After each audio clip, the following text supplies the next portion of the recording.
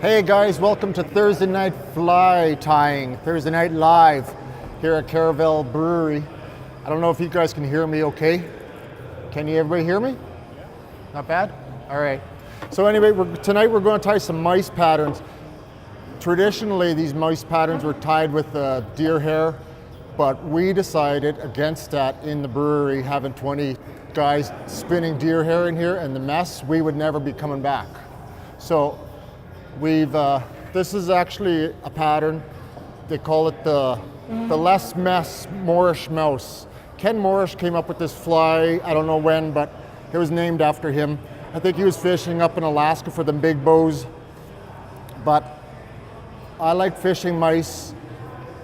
Traditionally, I would rather fish this at night because it doesn't soak up water like the rabbit though, right? So it's easier to cast the deer hair when it's dark and you don't see where your fly is going or anything like that.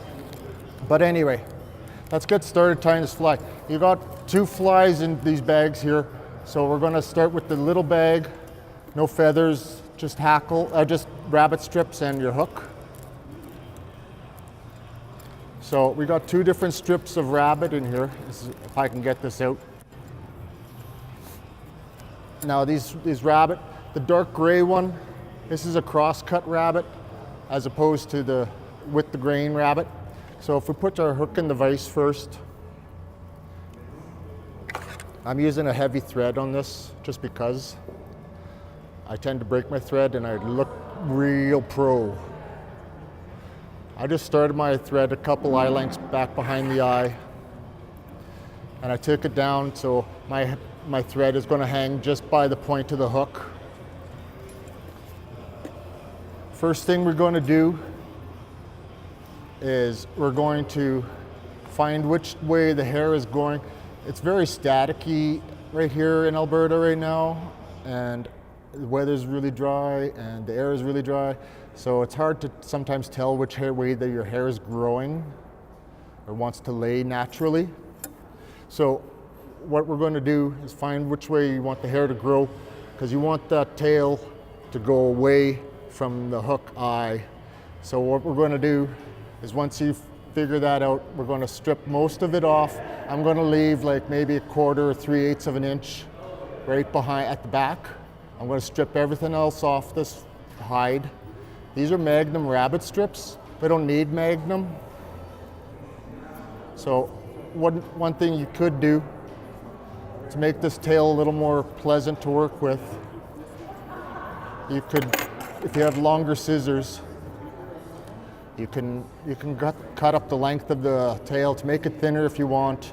That way it's easier to cast after it gets wet. I'm not going to bother doing that right now. I did, if you want to come look at the samples later, we can do that. So, and I don't like a super long tail. Some guys want a long tail. If you look at a mouse's tail isn't very long as the body is. It's not 3 times the length of the mouse's body. I like a short tail just because I don't like short strikes, especially at night when I can't see and I'm already going to be annoyed. Dawn and dusk and night are the time to fish mouse, just because mice are nocturnal. So I took my thread up, tied on all that hide. Going to trim the excess off at the front. Bring your thread back to where you tied that in. So when it's hanging, it's back exactly where you tied that in, right at the point of the hook. This is a super simple pattern, guys. So now in here, I don't know if we all got a piece of brown foam, but whatever color foam you have, it's already been cut for us. It's about the width of the gap of the hook, and it's probably 2 times the length of the hook. So if you find the length of the first length, what I've just done here, and I'm just going to mark it with my fingernail, so I know that's about the length of my hook. I'll show you here. I'm just going to taper this foam a little bit, just so it's easier to tie in. So Well, that's what the foam is, but I've just cut the taper one hook length. Does that make sense? So I don't know if you guys can see that. So then when I lay this on, I'm just going to lay it on. I'm just going to tie this on the hook. Just I tapered it just so you don't get as much bulk. Some people say, oh, you want all that extra foam underneath for flotation. Well, by the time we compress it with all the thread, you've just got rid of all that flotation ability. That's my theory anyway. I don't think it does that much more. So I'm just going to wrap this down 3 or 4 times. And I'm always going to just double check where I've tied this in by folding my foam back. I could still see part of my thread wrap where I tied my tail in, so I'm just going to go back a little further. That's happy, I'm happy there.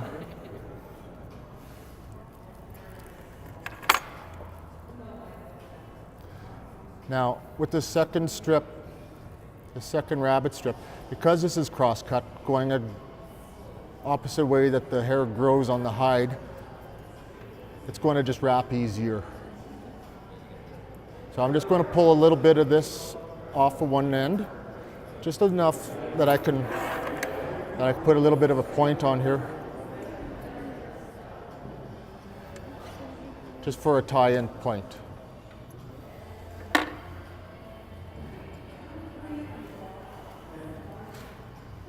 Are we all there? We're good? You can't hear me? So all I've done, where are you guys? How far? You've tied on the tail, you've tied on the foam? So all I've done is just trimmed a little bit of the second rabbit strip and then trimmed it at a point, just so I have a place to tie that in.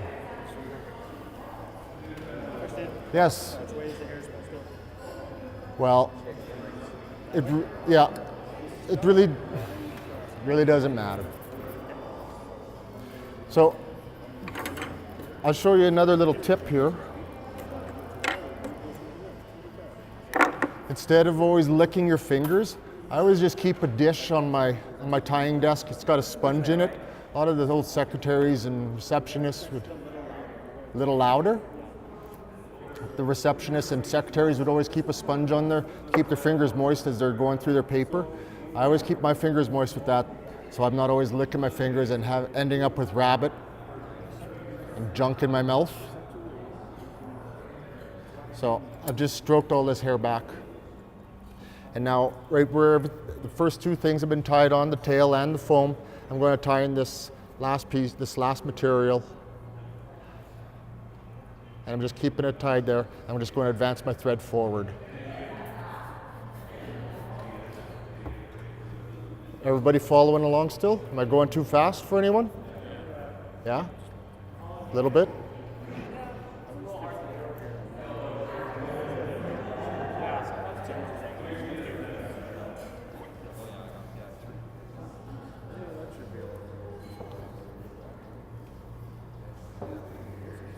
Everybody there?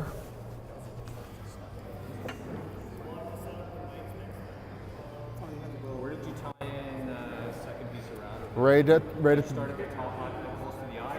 No, I did not. I just tied it in at the back. I cut a little point on that right and tied it right. Yeah.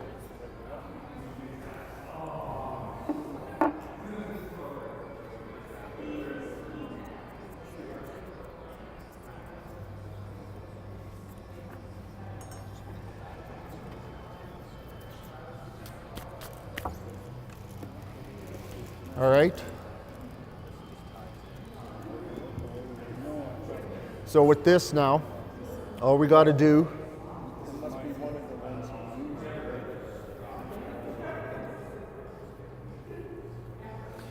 is just orientate so when you wrap your rabbit strip forward, that the hide is being wrapped down and not your hair. And every time you go around, just stroke it back, preen everything back, and just advance this rabbit strip forward.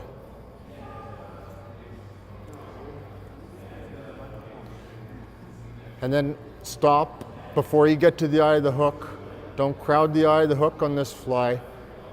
So I'm going to stay back probably 1.5 times eye length.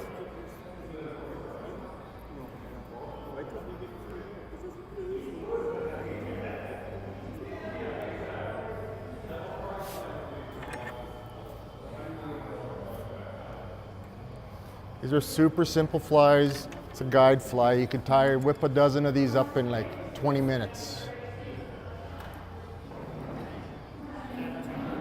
It's a challenge. Let's do it. First one to a dozen wins. Get to buy me around. Okay, once everybody's got that tied in, you could, if you have a little bit of excess left over, you could just trim that off close.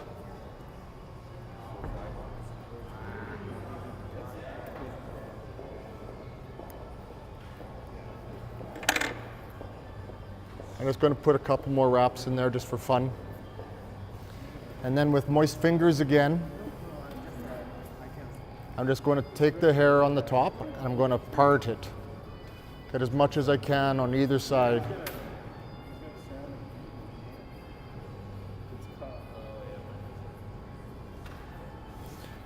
Try to evenly separate your fur.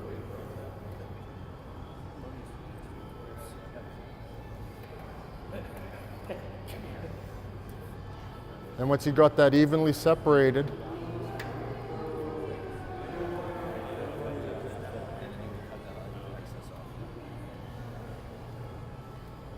once that's evenly separated, we can take our foam at the top and fold it over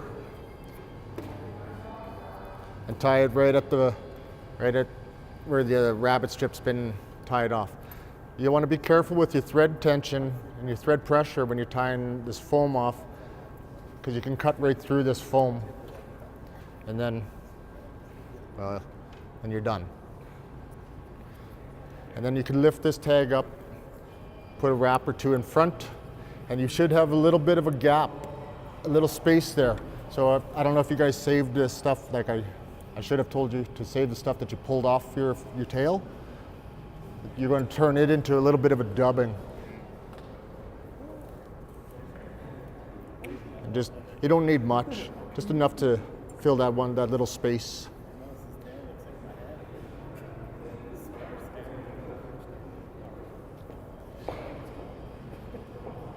And I want to just wrap this dubbing up right up against the foam that helped prop that foam up a little bit, and then fill that empty space in.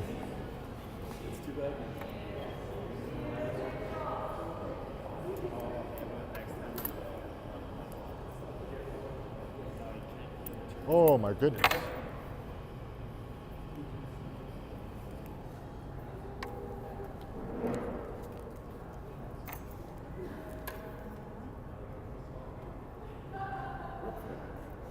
And then you tie off your fly, or you can remove your thread once you tie off your fly and you're happy with that knot.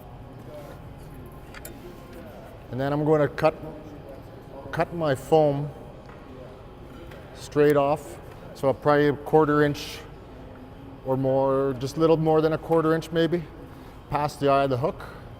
And I'm just going to come in and just knock these corners off.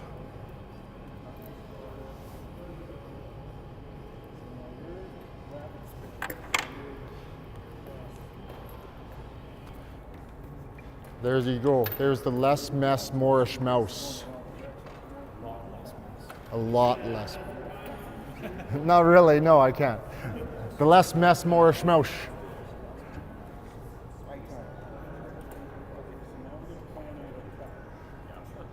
So there you go. Now, if you can't catch fish with this, maybe you should go golfing.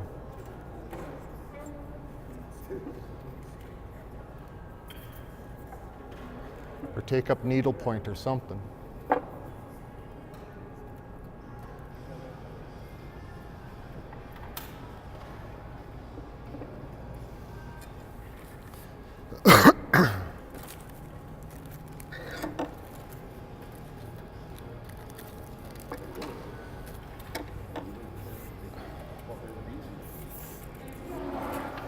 Can everybody see what it looked like?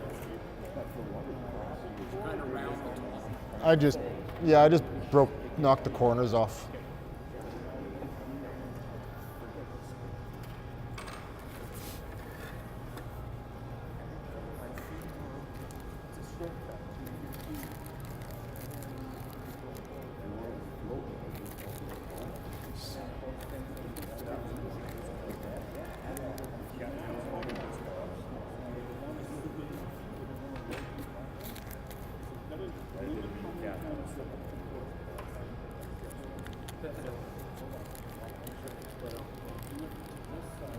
Everybody there yet? Doing well?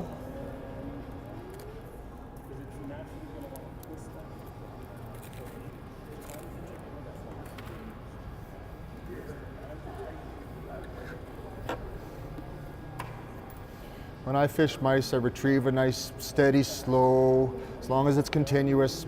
Mice don't usually stop halfway through, catch their breath. They just keep moving. So if you're doing 8 to 10 inch strips and just continually, slowly going, just keep that mouse moving, creates this wake. I don't know if it's the wake that entices the fish or if it's what it is, or if it's that wiggle action off the tail. It's something, especially at night when you can't see anything, make sure you have your rod held with 2 hands.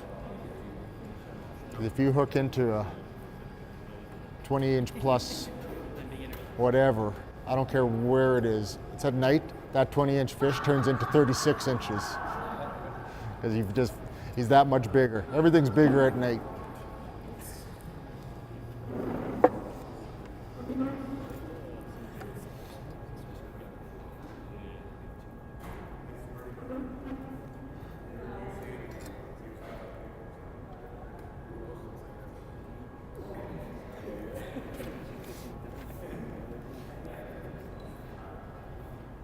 All right, everybody ready to keep moving? Keep going? Am I going too fast? No? Yes? This next pattern we're going to tie is a complex twist mouse.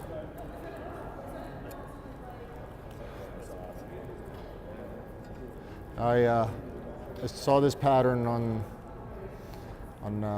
Fly Fish Food YouTube video, and I was like, wow, that's tight.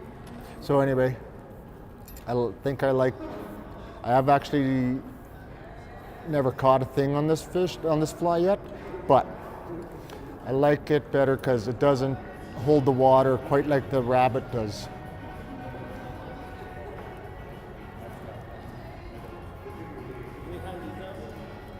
No, we didn't. I'll be your banner. Thank you.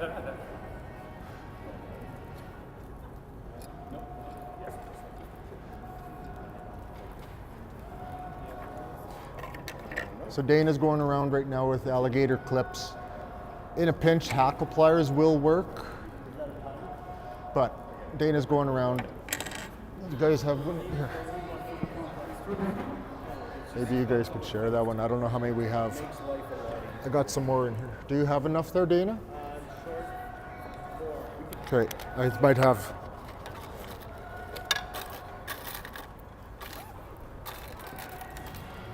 Here's one. There, there.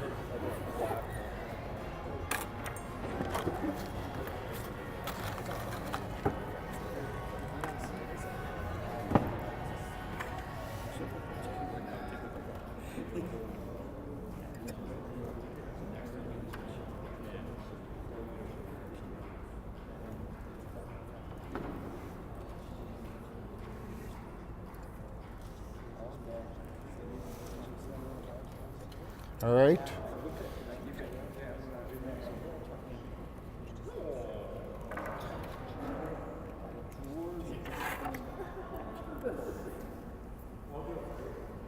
If you guys have any questions, I'm sure there's somebody that can answer them. Maybe not.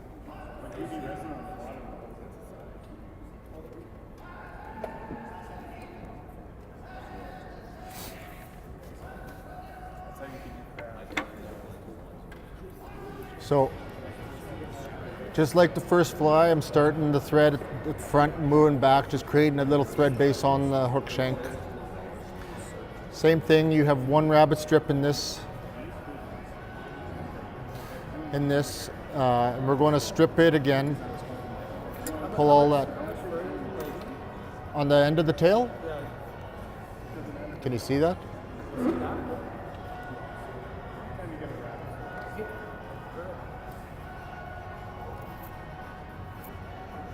So I don't leave a lot of fur at the end, just enough that it creates a little bit of a swimmy action.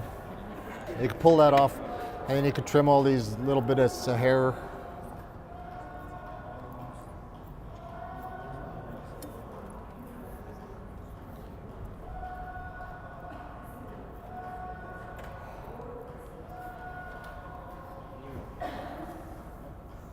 Now, with this fly, with this tail, before you tie it in, with my scissor, I'm just going to put a little hole.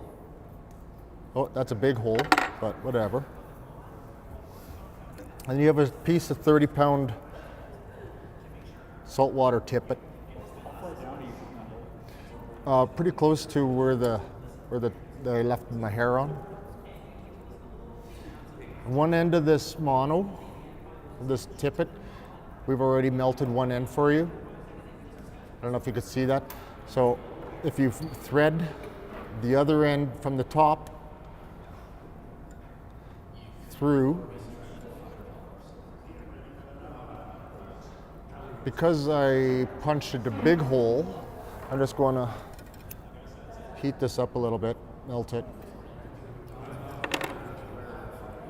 And then straight cut there. you should only have one rabbit strip in this. You should only have one rabbit strip? Yeah, that's just going to be your tail. Yeah, it really doesn't matter because you're going to strip it again. Gotcha. Sorry, where does the hole go? So the hole I put right at pretty close to where the hair is. And I put the unburnt end through the top, so when I pull it out, the burnt end is at the top and it should catch for you. If not, like I punched my hole a little big and my melted end pulled through, so I just heated it up with a lighter and then just melted it right onto the hide. Does that make sense? How long do you have the tail again? The tail is about the same length as the hook shank. Like maybe 1.5. Yeah, if that. So when you tie this tail on, keep that mono underneath though.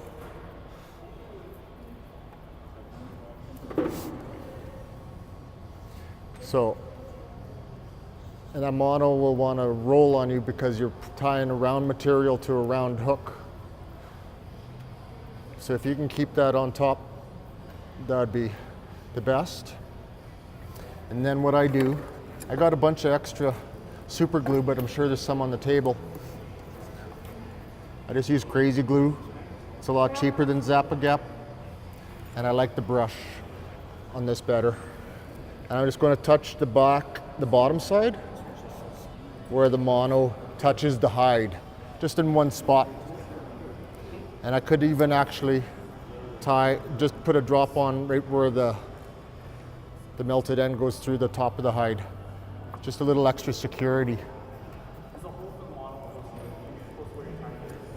The hole for the mono is right close to the tail where the hair is.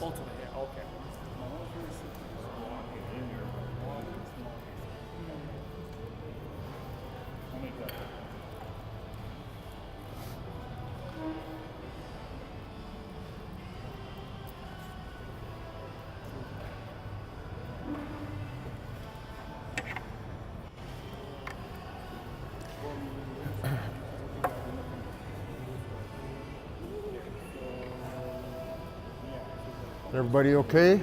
Any questions? Any struggling? That mono's not tied into the hook shank or anything, right? Yeah, It's just dangling? no. Well, it's underneath your hide, and then I tied it onto the hook shank. Okay. but it's underneath the hide, and the hide is tied on.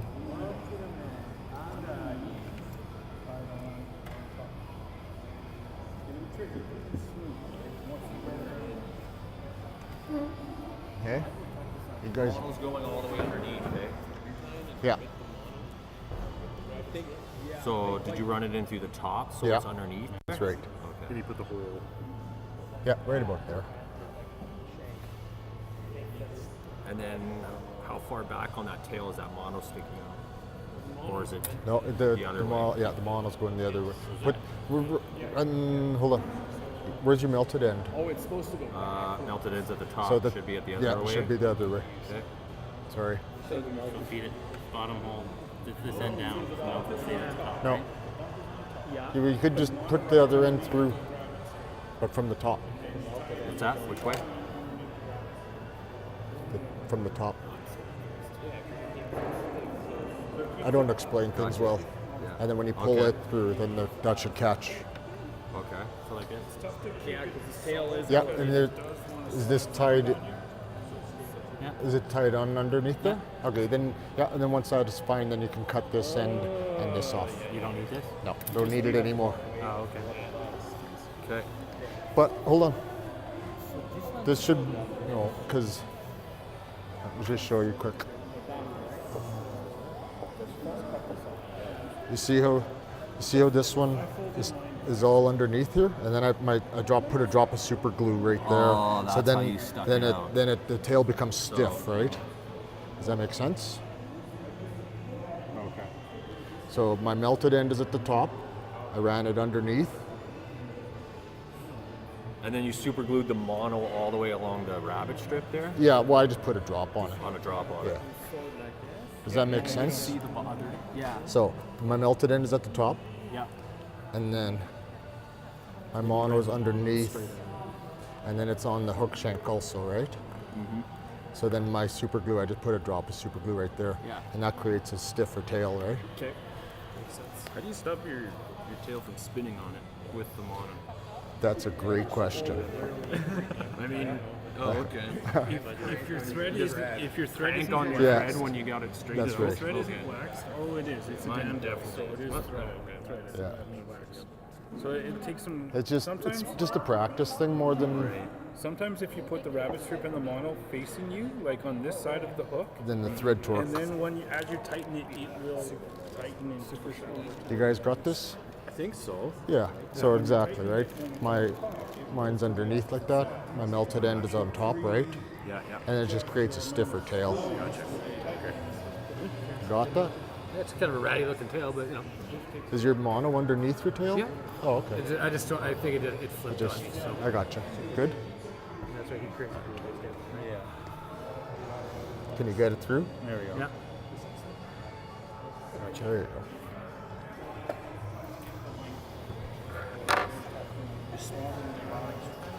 You just got to be smarter than the material you're tying with. Yeah, that's exactly what it is.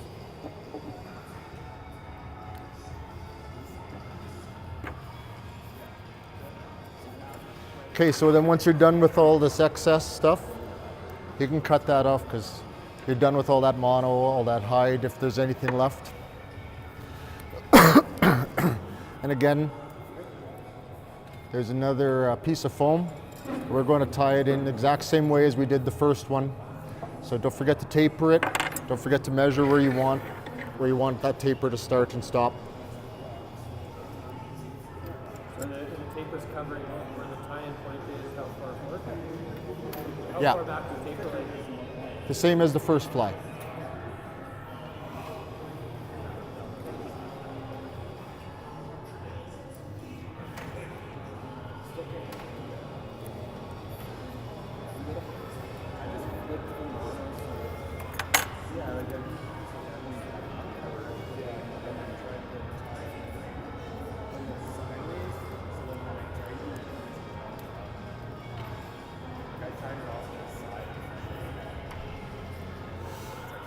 So like I say, I think I like casting this fly better just because it doesn't hold the water near as much.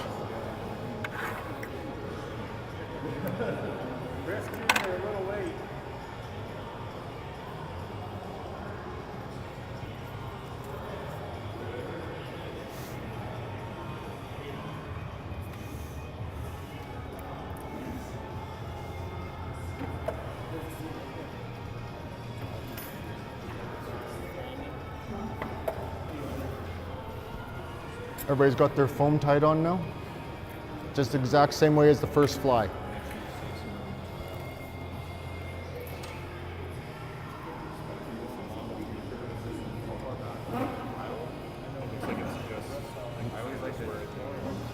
Tip on an angle because Not that far back, like it looks like it's from. My foam? Yeah. Well, I don't care because I'm going to fold it It's over gonna again, go right? back, but you don't have to, like, there's no, like, as long as it's enough to come That's all the right. way forward and then Yeah. back. Okay. Yeah.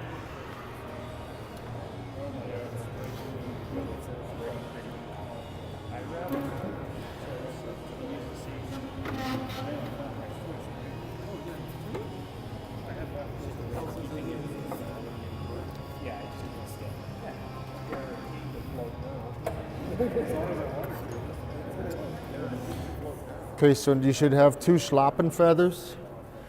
And we decided to use schlappen because who doesn't like saying schlappen? Schlappen the base.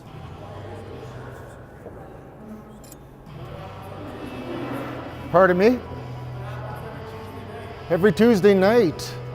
Well, there's some of us we meet in Cochrane every Tuesday night and we tie flies at the Cochrane Fly Tying Club.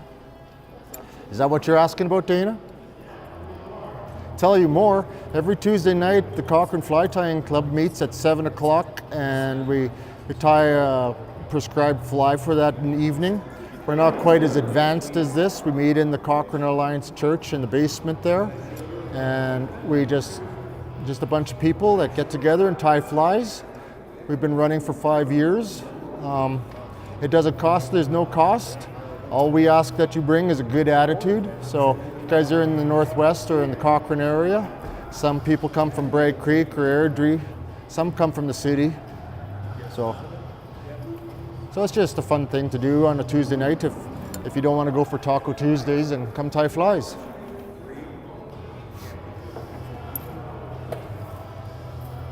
There's no pints there though. Yeah. Sometimes we go for a pint afterward though. No church wine? No church wine. There's weak church coffee though. So in this kit, we're going to tie in. Your thread should be at the back, right where you've tied in the tail and where you tied in the foam. We're going to tie this piece of polar chenille in. Polar chenille can sometimes have a direction it wants to go to. So this one wants to go both ways. So I'm just going to go. The majority of my fibers want to go away from the hook, so that's good. So I'm going to tie this in right here. And then I just put 2 loops in there quick, 2 wraps. And then I'm going to tie in these schlappen feathers. I've just kind of lined them up somewhat. So the tips are kind of lined up. And I'm going to tie it in. I'm going to leave some of this fuzziness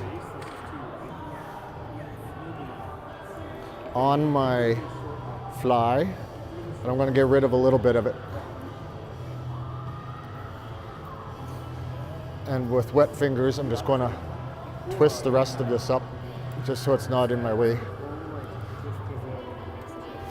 And I'm going to tie it in by the back at the bottom section of the hackle. It really doesn't matter if the good side's facing you or the bad side's facing you, because we're twisting all this up together right away. So right where I tied in the polar chenille, I've tied in my 2 hackles. And so all 3 of those are all pieces are together.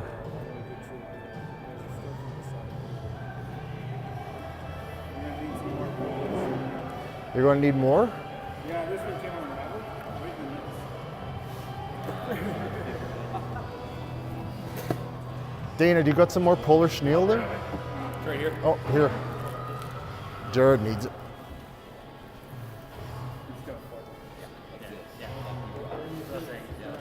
So then, once you get all that tied in, you can just advance your thread forward. I'm just tying these stems right down to the hook. Then I'm going to cut them off. You gotta be careful with this stuff because it kind of will come around.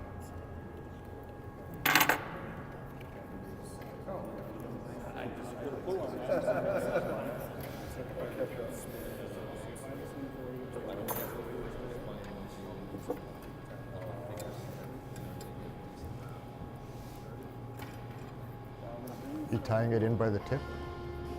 No. You start bow slap on the same side. Yeah. Everything's on this on my side, on the both the schlappen and the schniel.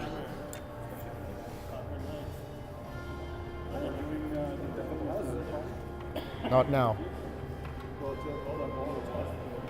And then with the thread back at the front of the hook. Yeah, bring the thread up to the eye of the hook. Let it hang there. And then at this point, if everything's tied in and you're happy, you take your gator grip or your hackle pliers in a pinch and you just grip all three materials. All three, the schniel and both the feathers.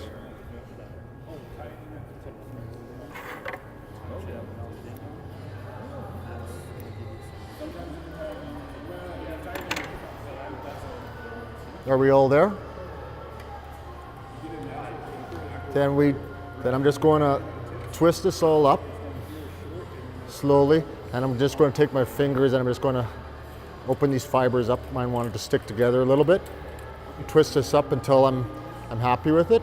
You can take an old toothbrush if you want or something, brush these all out. If you can fold them over to one side, that would be cool too, but don't feel like you have to. And then just wrap, oh, see look, I just lost my hackles. That's pro right there. So I'm gonna do this again. That's never happened before. So, twist these up. Oh, just lost mine again. So, I'm going to try hackle pliers because my gator grip wasn't working very well.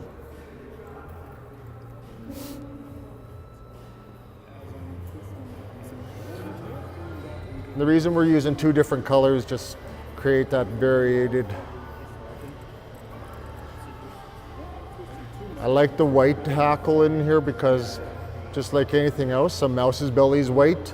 Most insects' bellies are a different color than their back, right? Just like a deer's belly is different than their back. Right? It's just a camouflage thing more than anything. So I'm just going to wrap this forward.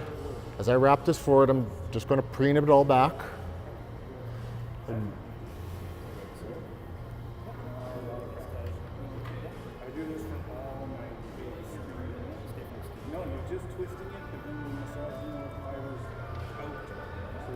Now, I'm not going all the way up to the front of right behind the eye of the hook. Again, I'm staying back a little bit.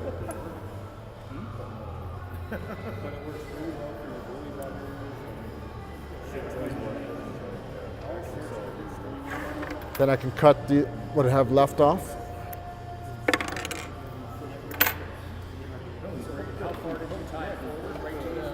I stayed back probably like an eye length back.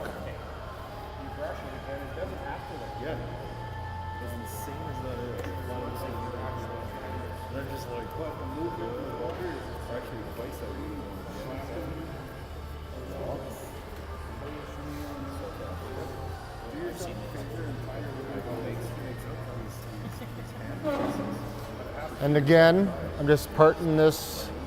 So it's pretty much the same fly, just different materials.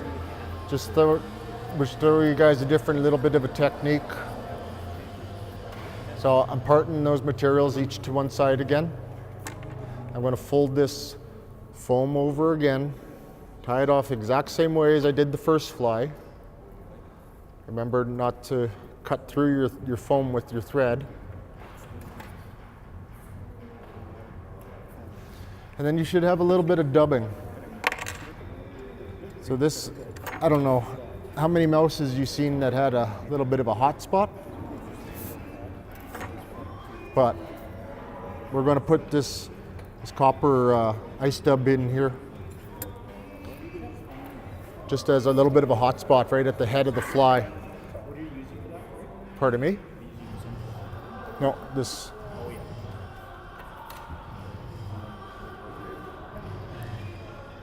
I've actually never seen a mouse with a hot spot, but couldn't hurt, right?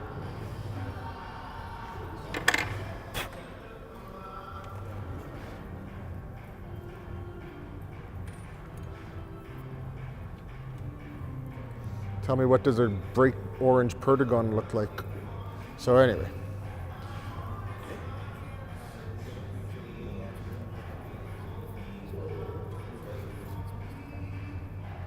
You don't need a lot of that dubbing.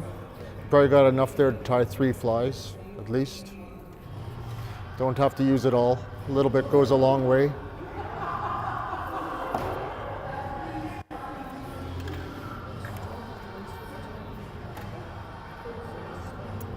And once you're done there, then you can whip finish. I'm having a horrible time whip finishing tonight, but I'll get it.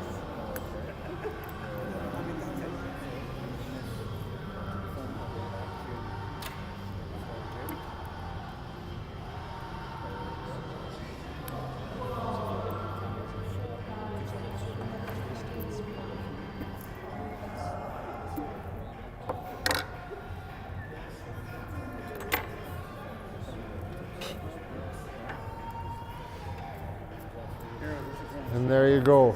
Once you whip finish, you can finish that fly, cut your foam in the exact same way. Sometimes you can leave your foam a little bit longer if you want. It's easier to trim it on the river than to add it, but again, break your corners. How do you add it on the river? It's hard, but if you're any good. Trade secrets, Dana, trade secrets. Good, but I want to know. Trade secrets, buddy.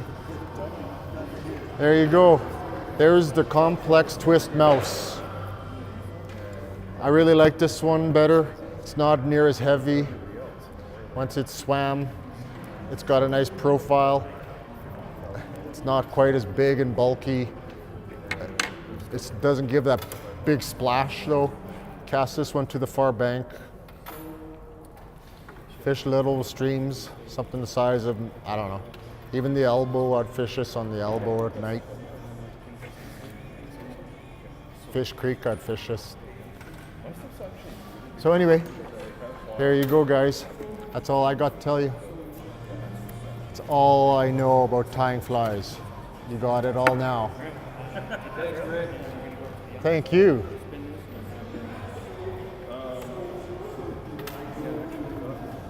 Another reason I like tying a little bigger fly is I don't need to put my reader glasses on.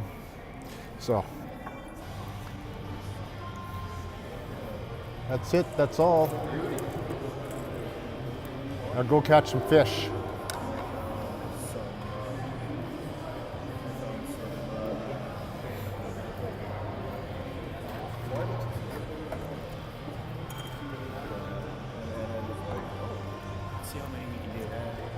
Yeah, do it. That first one that first one is easy peasy. Yeah. Oh yeah. Done with the Morrish. Hey? Yeah. I like it because it doesn't hold water, right? But that's right. But I like the way that these swim better. They look more natural to me with everything moving backward, right? That's why I don't like the deer hair, but whatever. Yeah. And then this is just gonna.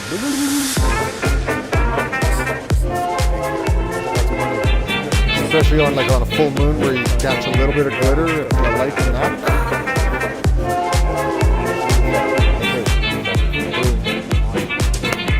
Any questions, guys?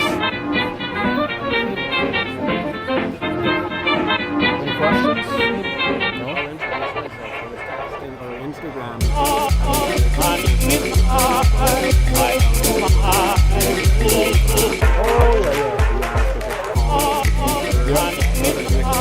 Nice to meet you.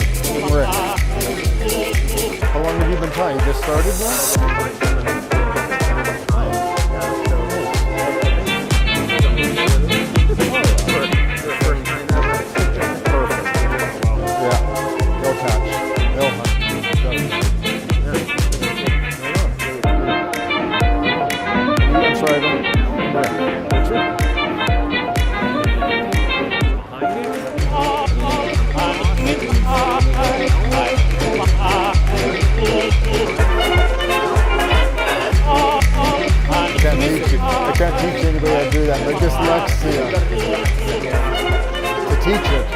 can do it, but I can't teach it. No, I can't do it.